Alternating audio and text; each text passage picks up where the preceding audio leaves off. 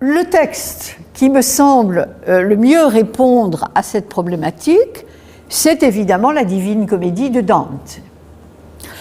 Dante, qui a écrit cette Divine Comédie entre 1303 et 1321, cette Divine Comédie, qui nous l'avons vue à travers un texte hier et à travers les textes de la littérature apocalyptique, cette Divine Comédie qui a des antécédents dans la littérature apocalyptique et dans même le témoignage, je parlais de Mechtilde de Magdebourg, dans la littérature mystique visionnaire.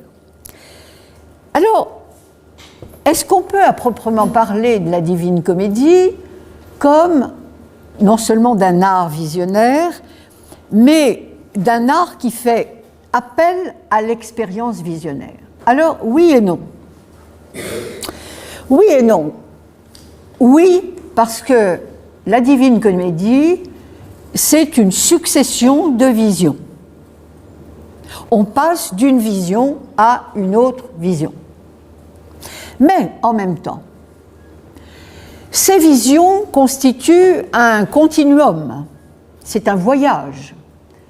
C'est un voyage de découverte effectué par Dante et par Virgile, qui lui sert de guide et qui lui montre peu à peu ces différents lieux, et en même temps qui lui sert de mentor, c'est-à-dire que Virgile le protège aussi. Il le protège, il le rassure, à certains moments où Dante défaille, où il ne supporte plus ce qu'il voit, qui le terrifie. Donc, la Divine Comédie, c'est ce qu'on pourrait dire, et Bruno Pinchard ne me contredirait pas, c'est un voyage initiatique.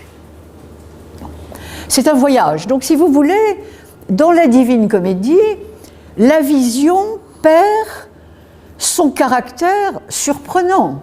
Ce n'est plus une apparition, c'est une succession de scènes qui se déroulent les unes après les autres, et qui sont spectaculaires, non pas parce qu'elles sont des visions qui apparaissent brutalement, mais qui sont spectaculaires en raison de ce qui est montré.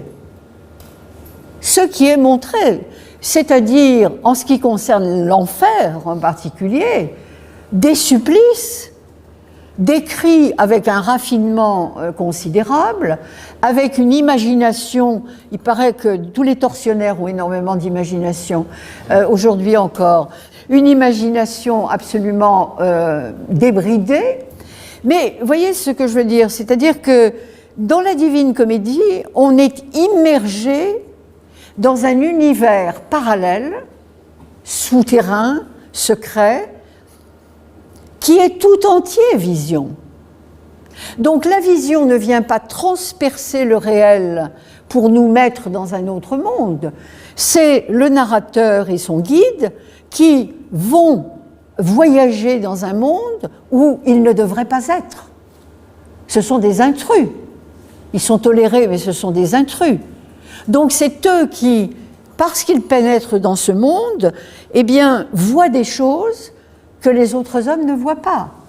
Et à ce titre, vont pouvoir témoigner de ce qu'ils ont vu et que les autres hommes ne connaissent pas. Et de ce point de vue, la Divine Comédie a un rôle éducatif évident, puisque les scènes qui sont décrites, mais ça c'était déjà le cas dans la littérature apocalyptique, les scènes qui sont décrites devraient en principe dissuader les hommes de se comporter comme ils le font. Ça c'est la leçon de morale implicite aussi de l'expérience visionnaire. C'est que quand vous aurez vu ce qui vous attend, on espère que vous vous comporterez un peu mieux. Alors, ce qui rend parallèlement, mais j'ai fait déjà cette remarque à propos de l'Ancien Testament hier, ce qui rend cette lecture parfois difficile aussi, c'est le fait que Dante entremêle, à la faveur des spectacles qu'il contemple, et en particulier des exactions, des supplices qu'il voit sous ses yeux, eh bien, il entremêle des événements historiques. Ce qui veut dire que la Divine Comédie, c'est aussi une histoire de la République de Florence. et des bons et des méchants, de ceux qui se sont mal comportés, de ceux qui ont été des tyrans, de ceux qui ont été des bienfaiteurs, etc. Ce qui fait qu'on se perd un peu dans une histoire qu'on ne connaît pas forcément. Mais